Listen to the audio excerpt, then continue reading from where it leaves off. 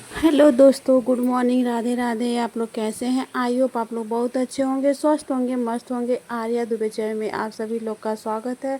दोस्तों, आज मैं वीडियो में बात करने वाली हूँ इंदिरा एकादशी।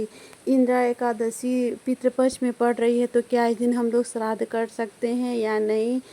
मतलब पितृपक्ष से जुड़ी सारी जानकारी और इंदिरा एकादशी का व्रत पालन विधि सब कुछ आप लोग इस वीडियो में मिलेगा। संपूर्ण जानकारी आप लोग को इस वीडियो में मिलेगा। वीडियो में आप लोग बने रहिएगा और वीडियो को इन तक ज़रूर देखिएगा, स्किप बिल्कुल नहीं करिएगा। वीडियो अगर अच्छा लगेगा तो लाइक से सब्सक्राइब ज़रूर कर लीजिएगा, बेल आइकन इम्प्रेस कर लीजिएगा। तो दोस्तों, वीडियो शुरू करते हैं कि इंदिरा एकादशी, जो इंदिरा एकादशी 17 सितंबर दिन बुधवार के दिन मनाई जा रही है और इस दिन विश्वकर्मा पूजा भी मनाया जा रहा है।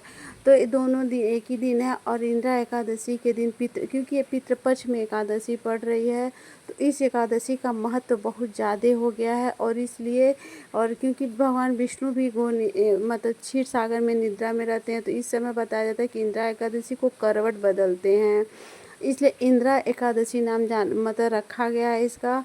और शास्त्रों के अनुसार पितृपक्ष में जो एकादशी पड़ रही है, पितरों को अगर मोक्ष दिलाना है, उनके पाप को नष्ट करना है, तो जो लोग इंदिरा एकादशी का व्रत नहीं कर रहे उनको इंदिरा एकादशी का व्रत अवश्य करना चाहिए। मतलब बहुत ऐसे लोग हैं जो व्रत अभी एकादशी का व्रत शुरू नहीं किए हैं या मतलब पहली बार कर सकते हैं नहीं, तो दोस्तों इंदिरा एकादशी का व्रत आप लोग कर सकते हैं।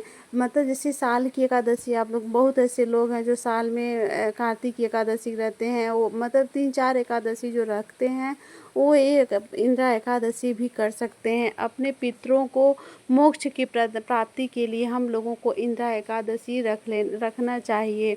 अगर दोस्तों हमारे मतलब पितृ मतलब सिर्फ सास ससुर नहीं, तो पितृ पितृ मतलब कई पूर्वज की मतलब पूर्वजों का भी लिया जाता है पितृ लोग, या हमारा ससुराल है या हमारा मायका है, कहीं से भी जुड़े हुए लोगों को पितृ की, तो सिर्फ इंदिरा एकादशी के दिन हम लोगों को एक उपाय कर लेना है, इससे हमारे पितृ को मोक्ष की प्राप्ति मिल जाएगी। तो दोस्तों, इंदिरा एकादशी के दिन लड्डू, आप लोग को पता है कि लड्डू गोपाल की पूजा सेवा, भगवान विष्णु से जुड़ी हुई किसी भी स्वरूप की आप लोग पूजा सेवा कर सकते हैं। पीला वस्त्र धारण कर सकते हैं, क्योंकि पीला वस्त्र, पीला मतलब अपने विष्णु भगवान का मतलब कलर है पीला, तो पीला विष्णु का कलर है। आप लोग को पीला वस्त्र धारण कर सकते हैं, अपने लड्डू गोपाल को पीला वस्त्र धारण करें। इस दिन चावल का इस्तेमाल नहीं किया जाता है और तिल का इस्तेमाल किया जाता है।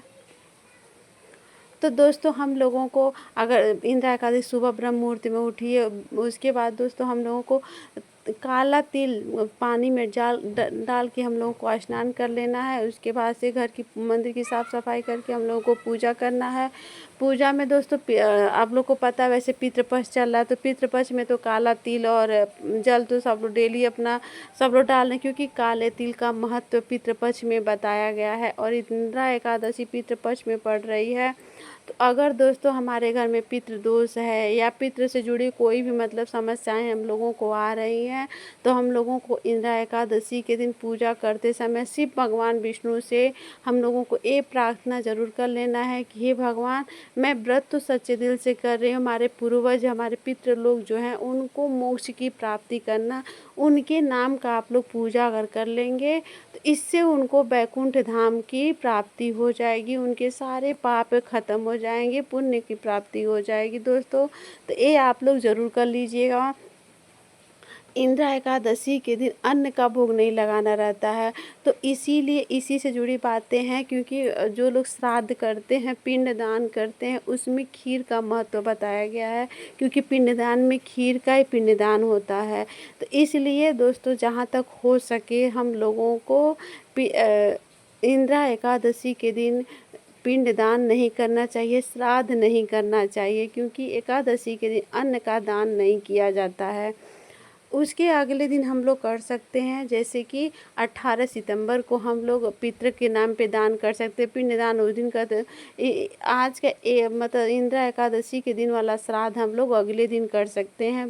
और जो भी दान देना रहता है, पितृ लोगों के नाम की दान हम लोगों को देना बहुत ज़रूरी होता है, तो उस दिन हम लोगों को सब कुछ पितृ के नाम की दान ज़रूर देना चाहिए। घर के जैसे डेली हम लोग एकादशी के दिन उठ रहे हैं, तो वैसे हम लोगों को इंदिरा एकादशी के दिन अगले दिन पारण वाले दिन भी हम लोगों को उठ जाना है। पूजा में तुलसी दल का, विष्णु भगवान की पूजा में तुलसी दल मतलब रखा जाता है। बिना तुलसी जी की पूजा प्राप्त नहीं होती है। पूजा करने के बाद दक्षिणा ज़रूर हम लोगों को रखा जाता है, क्योंकि दक्षिणा ये होता है कि कुछ कम बेसी है तो दक्षिणा से पूर्ण हो जाता है। तो इसलिए हम लोग को दक्षिणा पूजा करने पर ज़रूर रखना चाहिए और अपने भगवान से क्षमा याचना कर लेना चाहिए कि भगवान अगर पूजा में हमसे कोई गलती हुई हो तो मुझे क्षमा करिएगा। उसके बाद दोस्तों हम लोगों को अगले दिन यानी 18 सितंबर को पारण सुबह में करना। सुबह 6 बजे से लेके 8:30 बजे तक पारण है। 8:34 का पारण है। उस दिन हम लोगों को मतलब चावल, बहुत से लोग चावल भी खाते हैं, तो जैसा आप लोग के वहाँ नियम होता है एकादशी के पारण में। और पारण करने से पहले हम लोगों को दान देना बहुत ज़रूरी होता है। दान ज़रूर देना है, जो भी आपका सामर्थ्य, आटा, दाल, चावल, मतलब एक ब्राह्मण के खिलाने के बराबर हम लोगों को दान देना रहता है। और पितृपक्ष है, इसमें अगर ब्राह्मण को आप लोग दान दे रहे हैं तो अति उत्तम है। और पितृदोष हमारे परिवार पे नहीं हो, भगवान से प्रार्थना हम लोग को ज़रूर करना चाहिए। और मतलब पितृपक्ष में भगवान की पूजा सेवा करना, इससे पितृ लोग प्रसन्न होते हैं और वैकुंठ धाम को उनकी प्राप्ति होती है। तो दोस्तों अब तो पितृपक्ष ख़त्म होने वाला है, अब तो पितृ लोग अब विदा होने वाले हैं, क्योंकि 15 दिन उन लोगों का दिन था पितृ लोगों का। तो और भगवान से बस ये प्रार्थना करी कि पितृ लोग आए थे और मुझे जो सेवा देनी थी मैं अच्छे से उनकी सेवा दे दी। आए दिन हर तरह तरह का खाना अपने घर में बनाना था। गाय को, चिड़िया को, कौवा को खाना देना, खिलाना हम लोग सब नियम से किए हैं। तो अगर हमारे मतलब मेरे पितृ लोगों को कोई कष्ट नहीं हो, इससे भगवान से प्रार्थना क्षमा याचना हम लोगों को ज़रूर कर लेना चाहिए। उसके बाद दोस्तों इंदिरा एकादशी है, तो एकादशी का व्रत हम लोगों को ज़रूर करना चाहिए और एकादशी के नियमों का पालन हम लोगों को अवश्य कर लेना चाहिए। एकादशी का नियम आप लोग को पता है कि 10वीं से ही स्टार्ट हो जाती है। सात्विक भोजन करना, अन्न मतलब कुछ भी ऐसा चीज़ हम लोग को नहीं खाना। और अगर दोस्तों अगर भगवान विष्णु का कोई मतलब मूर्ति नहीं है तो अपने लड्डू गोपाल की रख के पूजा सेवा कर सकते हैं। पंचामृत स्नान कराना रहता है लड्डू गोपाल को, शालिग्राम भगवान को पंचामृत स्नान अगर आप लोग अलग अलग रख के स्नान करा रहे हैं तो भी बहुत अच्छी बात है। और एक में पंचामृत मिला के स्नान करा रहे हैं तो भी अच्छी बात है। कच्चे दूध से भी स्नान कराना बहुत विशेष महत्वपूर्ण माना गया है, क्योंकि हमारे ठाकुर जी की पूजा सेवा करना है। और पितृपक्ष इंदिरा एकादशी है, तो एकादशी के दिन तो खैर बस विशेष महत्व, एकादशी हुआ, पूर्णिमा, कोई भी फेस्टिवल हुआ, एक दिन अपने ठाकुर जी को पंचामृत स्नान कराना विशेष महत्व माना गया है। उसके बाद दोस्तों हम लोगों को पूजा आरती कर लेना है। पूजा आरती में रही कमियों को हम लोगों से भगवान से क्षमा मांग लेना है। और जब तक हम लोगों को पूजा करना है तो ओम नमो भगवते वासुदेवाय या हरे कृष्णाय परमात्मने, इस चीज़ का हम लोगों को जाप करते रहना। ये 2 मंत्रों में से एक मंत्र का जाप हम लोगों को कंटिन्यू करते रहना। इत्र सेवा देना, चंदन सेवा, ये सब मतलब अपने ठाकुर जी को आप लोग एकादशी के दिन बिल्कुल भी नहीं भूलिए। और दोस्तों तिल का सेवन, इत्र सेवा, कोई भी वस्त्र इन लोगों को ज़रूर दान करिए। और पूजा में गणेश जी को पहले शामिल करिए। बिना गणेश जी की पूजा हम लोगों की अधूरी मानी जाती है। ऐसी गलती आप लोग बिल्कुल भी नहीं करिएगा। और दोस्तों गणेश जी के भोग में तुलसी दल नहीं होता है, तो इसलिए गलती आप लोग नहीं करिएगा कि भूल से उनको तुलसी दल का भोग लगा दें। सिर्फ लड्डू गोपाल और विष्णु भगवान की भोग में हम लोग तुलसी दल का प्रयोग करते हैं।